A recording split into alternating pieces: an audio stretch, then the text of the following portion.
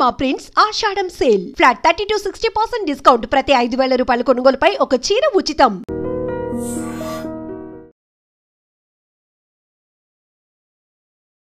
Welcome to I dream. నేను Udayasri. Present మనతో ఉన్నారు స్పిరిచువల్ కౌన్సిలర్ నరసింహ గారు. ఆయనతో మాట్లాడదాం. Hello sir, welcome to our studio. నమస్తే అమ్మా. నమస్తే సార్. సార్, టీనేజ్లో క్రైమ్ రేట్ పెరిగిపోతుంది. ఎక్కువగా ఈ మర్డర్లు, క్రైమ్స్ చేస్తున్న వాళ్ళు టీనేజర్సే ఉంటున్నారు. వాళ్ళు అంటే స్వార్థం అనేది కూడా బాగా పెరిగిపోయింది. అంటే ఇంతకుముందు కుటుంబ వ్యవస్థ ఉంటుండే, తల్లి, తండ్రి, అక్క, చెల్లి. ఇప్పుడు ఆ కుటుంబ వ్యవస్థ కూడా నెమ్మదిగా క్షీణిస్తూ పోతుంది. నేను, నా అనే స్వార్థం పెరిగిపోయింది. ఒకరిని ప్రేమించినప్పుడో లేదంటే ఒకరి కోసమో ఈ మర్డర్లు చేయడం మనం చూస్తూ ఉన్నాం. దీన్నంతా మీరు ఎట్లా చూస్తారు? మెయిన్గా టీనేజ్ ఎందుకు ఇట్లా అవుతూ ఉన్నారు? ఇది బాగా గమనించిన విషయం, వాస్తవం అమ్మా. ఇది ఈ మధ్యకాలంలో బాగా ఎక్కువగా జరుగుతోంది. ఇది టీనేజర్స్లో చాలా మార్పులకి వచ్చే స్థాయి అన్నమాట. యాక్చువల్గా అది అంటే భౌతికంగా, మానసికంగా వాళ్ళు ఇల్లు దాటి బయటికి చూసే సమయం అది. ఆ సమయంలో కుటుంబంలో పరిస్థితులు కనుక అనుకూలంగా ఉన్నట్లయితే వాళ్ళు కుటుంబం వైపే చూస్తూ ఉంటారు. ఇక్కడ ముఖ్యంగా గమనించాల్సింది ఏంటంటే, ఆ వయసులో కావాల్సింది ప్రేమ, వాళ్ళ యొక్క ప్రవర్తనకి కావాల్సిన అనుకూలత, యాక్సెప్టెన్స్ అంటారు కదా, ఆ రెండు కావాలి. ఆ రెండు కావాలంటే వాళ్ళకు ఒక మోడల్ ఉండాలి. ఇవాళ చూడండి, ప్రతి వాళ్ళు ఒక మోడల్, ఎవరో ఒక మోడల్ ఉంటారు. వాళ్ళు ఇంట్లో మోడల్ ఉండాలి. ఒక తల్లి, తండ్రి వాళ్ళ మోడల్గా నిలబడినట్లయితే, నేను నా తండ్రి చిన్నప్పుడు ఎవరన్నా ఇంతకుముందు రోజులు అంటే, ఏరా నువ్వేం అవ్వదలుచుకున్నావంటే మా నాన్నలా అవ్వాలనేవాళ్ళు, లేకపోతే మా అమ్మలా అవుతాననేవాళ్ళు. ఇప్పుడేమంటున్నారు, ఎవరో బయట ఒక రాజకీయ నాయకుడి పేరో, సినిమా యాక్టరో, లేకపోతే ఒక మోడలో, లేకపోతే ఎవరెవరో పేర్లు చెప్తున్నారు. ఇంకొంచెం ముందు వెనక్కి వెళ్ళినట్లయితే, ఆడపిల్ల అయితే ఏమో నువ్వు ఎట్లా ఉండదలుచున్నాడు, ఒక సీతలా ఉండాలని, ఒక అనసూయలా ఉండాలని, ఇట్లా ఒక పౌరాణిక అటువంటి మోడల్స్ గురించి చెప్తూ ఉండేవాళ్ళు. అదే మగపిల్లల్ని అడిగితే రాముడిలా ఉండాలనో, కృష్ణుడిలా ఉండాలనో, ఇలా ఏదో రకంగా వాళ్ళు ఆ గుణాలని తెచ్చుకోవాలి అనేటువంటి చిన్న కనీసం వాళ్ళకి ఒక దృక్పథ, ఒక అభిప్రాయం అన్నా ఉండేలాగా ఆ కుటుంబాలు అప్పుడు ఉండేవి. ఇప్పుడు ఏం జరుగుతోంది, కుటుంబంలో ఆ ధర్మాన్ని పాటించేవాళ్ళు లేరు, దాని గురించి మాట్లాడేవాళ్ళు లేరు, మంచి గుణం ఏంటో చెడు గుణం ఏంటో మధ్యలో తారతమ్యం చెప్పేవాళ్ళు లేరు. దానికి తోడుగా అందరికీ సుఖం కావాలి, సుఖంతో పాటు స్వార్థం కావాలి. ఈ సుఖము స్వార్థం ఎప్పుడైతే వ్యక్తిగతం అయిపోయినాయో, అప్పుడు సుఖం ఉండేది కదా, అప్పుడు స్వార్థం అవసరం లేదా, కావాలి. నీ స్వార్థాన్ని పెంచుకునేవాళ్ళు ఆ రోజుల్లో. అంటే నీకు పెళ్లి కానంత వరకు నీ వ్యక్తిగతంగా, నీ ఒక్కదానిగా, నేను ఒక్కడిగా నాకు స్వార్థం ఉండొచ్చు, నాకు కావాల్సింది కావాలి అని. అందులో తర్వాత పెళ్ళయింది, భార్య వచ్చింది, నీ స్వార్థం పెంచాలి, ఒకళ్ళకి ఇద్దరయింది. అందుకని అప్పుడు ఏమనేవాళ్ళు, అర్ధనారీశ్వరుడు అని, అర్ధాంగి అని అనేవాళ్ళు. అంటే ఆల్మోస్ట్ వీళ్ళిద్దరు కలిపి ఒకే శరీరం, ఒకటే, సగం సగం అని ఉండేది. అంటే జోడెద్దుల్లా అనేవాళ్ళు. రెండు కూడా సమానంగా వెళ్ళినట్లయితే అక్కడ ఎటువంటి ఇబ్బంది రాదు అని చెప్పేవాళ్ళు. ఈ పెళ్లి చేసుకున్న తర్వాత ఈ భార్యాభర్తల్లో ఆ భావన లేకపోయేటప్పటికీ పిల్లలు ఆటోమేటిక్గా పుట్టేస్తున్నారు. ఓకే, పర్వాలా, అది జరుగుతూ ఉంటుంది. వచ్చేటప్పటికి మళ్ళీ వీళ్ళ స్వార్థం ఏం పెరగాలి, పిల్లల్ని కలుపుకునే స్వార్థం అవ్వాలి. అట్లాగే నీ స్వార్థం ఉంచవచ్చు, నీ సుఖం కూడా ఏంటి, పర్సనల్ వ్యక్తిగత సుఖం కాదు, ఇప్పుడు నా కుటుంబ సుఖం కావాలి. కుటుంబ సుఖం అంతా కావాలి అంటే నేను కొంచెం త్యాగం చేయాల్సి వస్తుంది. సో సుఖం, త్యాగము, ప్రేమ. త్యాగం అంటే ఏంటి, బాధతో కాదు, ప్రేమతో. నేను తినేది ఇంకొంచెం దానికి పెట్టి ఆ మొక్క, అది మొక్క, నేను చెట్టు నుంచి వచ్చిన కాయని మొక్కకి నేను పెడుతూ ఉంటే అది కూడా చెట్టులాగా పెరిగే అవకాశం ఉంటుంది.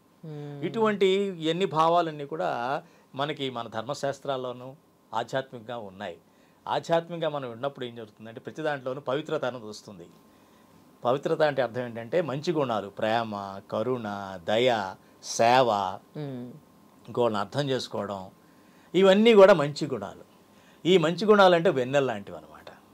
వెన్నెల అంటే ఒకలాగే ఉంటుంది, రాత్రి నుంచి తెల్లారే వరకు వెన్నెల ఎప్పుడు చల్లగానే ఉంటుంది. ఎండ అలా కాదు, పొద్దున కొంచెం బాగుంటుంది, మధ్యాహ్నానికి తిక్కగా తయారైపోతుంది, సాయంత్రానికి కొంచెం బాగుంటుంది. దాన్ని రజోగుణం అంటారు. ఆ రజోగుణం ఈ యుక్త మేము చెప్పిన టీనేజర్లో అప్పుడే మొదలవుతూ ఉంటుంది. ఆ రజోగుణం తిక్కగా ఉండడం, ఇవన్నీ తయారవుతుంది. ఆ సమయంలో మనం కనుక కుటుంబంలో కనుక సరైనటువంటి నేను చెప్పినటువంటి ఆ మంచి గుణాలు, ప్రేమ, కరుణ, ఆప్యాయత, అభిమానం, తోడు, నీడ ఇవన్నీ కనుక సమపాళల్లో ఇవ్వలేని పరిస్థితిలో ఉన్నప్పుడు, వాళ్ళు మోడల్గా వాళ్ళకి నిలవనప్పుడు, మా అమ్మ నా కోసం ఇంత త్యాగం చేస్తోంది, నా పరీక్షలప్పుడు నాతో పాటు సమానంగా కూర్చొని అర్ధరాత్రి 12 గంటల వరకు నా చదువు అయ్యేంత వరకు కూర్చొని నాతో పాటు కూర్చోంటుంది, మా నాన్న త్యాగం చేస్తున్నాడు, దానికి చాలా ఇష్టం, ఆదివారం శనివారం బయట తిరిగేవాడు, కానీ ఎగ్జామ్స్ అయినప్పటికీ ఆయన వచ్చిన పక్కన కూర్చుని చదివిస్తున్నాడు, తను టీవీ చూడట్లేదు, ట్యాబ్ పెట్టుకోవట్లేదు, ల్యాప్టాప్ పెట్టుకోవట్లేదు. ఇవన్నీ ఎప్పుడైతే ఎదుటి వ్యక్తిలో వాళ్ళు చూస్తారో, నాకు ఇన్ని ఇస్తున్నాడు కాబట్టి నేను వాళ్ళకి ఇన్ని ఇవ్వాలని చెప్పేది ఇంటి మీదే వాళ్ళ దృష్టి ఉంటుంది, కానీ బయటకు వెళ్ళే అవకాశం ఉండదు.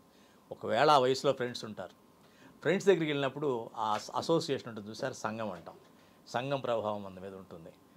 వాళ్ళ యొక్క మంచి స్నేహితులతో ఉన్నట్లయితే వాళ్ళు మంచిగా ప్రభావితం అవుతారు. కాబట్టి ఈ తల్లిదండ్రులు మోడల్గా లేనప్పుడు, ఇప్పుడు ఈ ప్రస్తుత కేసుల్లో మీరు చూసినట్లయితే, మీరు ఇలాంటి ఏ కేసు అన్నా సరే క్రైమ్ రేట్ చూడండి, తల్లి తండ్రుల మధ్యలో సరైన వాళ్ళు ఒక బిహేవియర్ బాగోదు, వాళ్ళు అక్రమ సంబంధాలను లేకపోతే ఇంకేవేవో పెట్టుకుంటూ ఉంటారు. వాళ్ళు పెట్టుకునేటప్పటికి ఇన్ని చూసి వీళ్ళలో రకమైన ఫ్రస్ట్రేషన్ వస్తుంది, ఏమీ చేయలేని అశక్తత, అసమర్థత కనిపిస్తుంది, వర్రీ స్టార్ట్ అవుతుంది ముందు. ఇప్పుడు ఎవరన్నా బయట అంటే మీ తల్లి లాగా, మీ నాన్న అలాగా అని ఎవరన్నా అంటే దాన్ని తట్టుకునేటువంటి మానసిక స్థైర్యం వాళ్ళలో ఉండదు. ఉండబోయేటప్పుడు ఏ మనిషి అయినా సరే వర్రీతో మొదలవుతాడు. వర్రీ అంటే ఏంటి? ఒకే ఆలోచనని సొల్యూషన్ గురించి ఆలోచించకుండా పదే పదే దాని మీదే విచారించడం వర్రీ అంటారు. సొల్యూషన్ గురించి ఆలోచించాం, ఆ సమస్య మీదే ఆలోచిస్తూ ఉంటాడు పదే పదే, దాన్ని వర్రీ అంటారు. ఆ వర్రీని అలా నువ్వు పెంచుకుంటూ పోయావు అనుకో, ఫ్రస్ట్రేషన్ కింద వస్తుంది. ఎందుకని? సమాధానం కనపట్ల ఎటు చూసినా సరే ఆ ఫ్రస్ట్రేషన్లో యాంగర్ వస్తుంది. ఉత్త యాంగర్ అయితే పర్వాలా తగ్గిపోతుంది, పాల పొంగులాగా తగ్గిపోతుంది. హేట్తో పాటు యాంగర్ వస్తుంది, ద్వేషంతో వస్తుంది. అది ద్వేషం ఎవరి ద్వారా ద్వేషం, ఎవరి మీద ద్వేషం వస్తుంది? తను ఎవరైతే నిజంగా ప్రేమించాలో ఆ వయసులో వాళ్ళ మీద ద్వేషంగా వస్తుంది. ఉదాహరణకి తల్లి కానీ, ఈ మధ్య చూసిన అవేగా తల్లిని చంపేస్తుందంటే ఏదో మనం చూసాం అనే దాంట్లో, అంటే వాళ్ళ ద్వేషం ఉంది వాళ్ళ మీద. ఎక్కడే తన ప్రేమ అందాలో ఆ ప్రేమ దగ్గర వాళ్ళకి సరైనది లేకుండా దాని ద్వేషం కింద మారినప్పుడు అది హేట్ఫుల్ యాంగర్ అవుతుంది అనమాట, ద్వేషంతో కూడిన కోపం. దాన్ని ఏం చేస్తుందంటే ఆ ఎదుటి వ్యక్తిని ఎవరి వల్ల తను ఇబ్బంది పడుతున్నాడో, ఇబ్బంది పడుతోందో, తన యొక్క ఆలోచనల్ని ఖరాబ్ చేసేస్తుందో, తను ఒక దగ్గర ఉండనివ్వట్లేదో, తనకంటూ అస్తిత్వం లేకుండా చేసేస్తుందో, తన అస్తిత్వాన్ని చెప్పుకోవాలంటే వాళ్ళు ఏం చేస్తారు? మీ అమ్మ ఇలాగా, మీ నాన్న ఇలాగా అంటారు. మరి ఈ అస్తిత్వం, తన అస్తిత్వం చెప్పుకునే ప్రూవ్ చేసుకునే అవకాశం లేదు ఇంకా. సో ఆ వ్యక్తిని అక్కడ నిర్మూలిస్తే తప్ప తను అస్తిత్వానికి దారి లేదని ఒకటి చిన్న భ్రమతో, సత్సంగం లేక, అంటే సరైన సలహా ఇచ్చే వాళ్ళకి లేక దరిదాపుల్లో వాళ్ళు, ఎందుకంటే ఈ ఫ్యామిలీస్ అన్నీ కూడా దాదాపుగా వలస ఫ్యామిలీలు ఉంటాయి. ఎక్కడో విలేజెస్లో ఉంటారు వీళ్ళ చుట్టాలు, బంధువులు, వీళ్ళంతా వాళ్ళ సంబంధికులంతా ఎక్కడో గ్రామంలో ఉంటారు పాపం. వీళ్ళు వలస కూలీలుగానో వలసగానో వాళ్ళు బాగుండాలనో పట్టణాలకు వస్తారు. ఈ పట్టణాలకు వచ్చిన తర్వాత చుట్టుపక్కల దుష్టశక్తులన్నీ కూడా వీళ్ళని ప్రలోభానికి గురి చేస్తాయి. అనుకోకుండానే ఈ సోషల్ మీడియా వీటన్నిటి ప్రలోభానికి గురైపోయి వాళ్ళు ఎక్కడికి వెళ్ళిపోయారో కూడా, ఎలా జారి పడిపోయారో కూడా తెలియని పరిస్థితులకు వెళ్ళిపోతారు. వెళ్ళిపోయిన తర్వాత దిక్కుతోచని స్థితిలో పాపం వాళ్ళు ఆ ఎమోషనల్ ఇది లేక, ఆ మానసిక స్థైర్యం లేక వాళ్ళు ఇవన్నీ చేస్తున్నారమ్మా. అది అని నేను భావిస్తున్నాను. కాబట్టి ధర్మానికి ప్రాక్టికల్గా ఒక ల్యాబ్ ఏదయ్యా అంటే ఒక ఇల్లు. అది ఏ ధర్మమైనా కావచ్చు, హిందూ ధర్మం కావచ్చు, క్రిస్టియన్ కావచ్చు, ముస్లిం ఏదన్నా కానివ్వండి. ఏ ధర్మశాస్త్రం కూడా మంచిగా చెప్తుంది కానీ చెడు ఏం చెప్పదు. ప్రతి ధర్మశాస్త్రంలోనూ గృహస్థాశ్రమాన్ని నిర్వచించారు. దానికి తగ్గట్టుగా నువ్వు ఉండాలి. అంటే అర్థం ఏంటి? ధర్మ, అర్థ, కామ, మోక్ష. ధర్మంగా ఉంటూ అర్థాన్ని సంపాదించు, అలా తద్వారా వచ్చిన కోరికలను తీర్చుకో, తద్వారా నువ్వు మీరు మోక్షానికి వెళ్ళు. అంటే దీని మీద మోహనం నెమ్మదిగా పోతాయి. అట్లా అని చెప్పారు. ధర్మం ఎప్పుడైతే తప్పేసిందో, ధర్మం తప్పిన చోట అడవి మొక్కలు వస్తాయి కానీ గులాబీ మొక్కలు రావు. మనం అనుకున్న మొక్క అయితే రాదు, ముళ్ళ కంచెలు వస్తాయి. ఆ ముళ్ళ కంచెల పాపం గులాబీ పువ్వు అవదలుచుకున్నటువంటి మొక్క ముళ్ళ కంచిగా మారిపోయే సమయంలో ఇటువంటి ఉపద్రవాలు జరుగుతున్నాయి. దాని సమాజపరంగా కూడా ఇప్పుడు చాలా వలసవాదం పెరిగిపోయింది.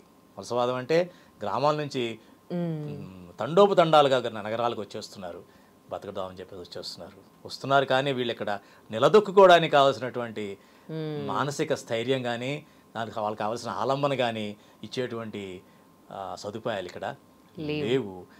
వాళ్ళే తెచ్చుకోవాలి. అవి తెచ్చుకోవాలంటే భగవంతుడు వాళ్ళకు ధర్మం ఉంటూ ఇచ్చాడు.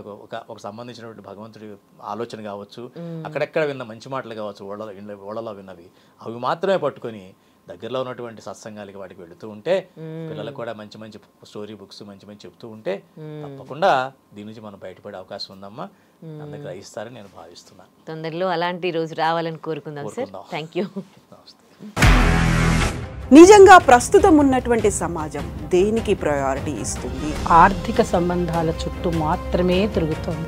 మళ్ళీ ఎన్నికలంగానే చాలా విరక్తి కలుగుతున్నాం. మంచి అనిపిస్తుంది కదా, లేడీస్ కూడా ఛాలెంజింగ్ జాబ్స్ చేసినప్పుడు చాలా బాగుంటది. ట్రాఫిక్ అసిస్టెంట్స్ గా నియమించిన ట్రాన్స్జెండర్స్ అందరితో సాల్యూట్ చేయించుకుంటున్నారు. ఫుడ్ డెలివరీ ఇవ్వటానికి వెళ్ళినటువంటి డెలివరీ బాయ్ అనిల్ పై కళ్ళ ముందు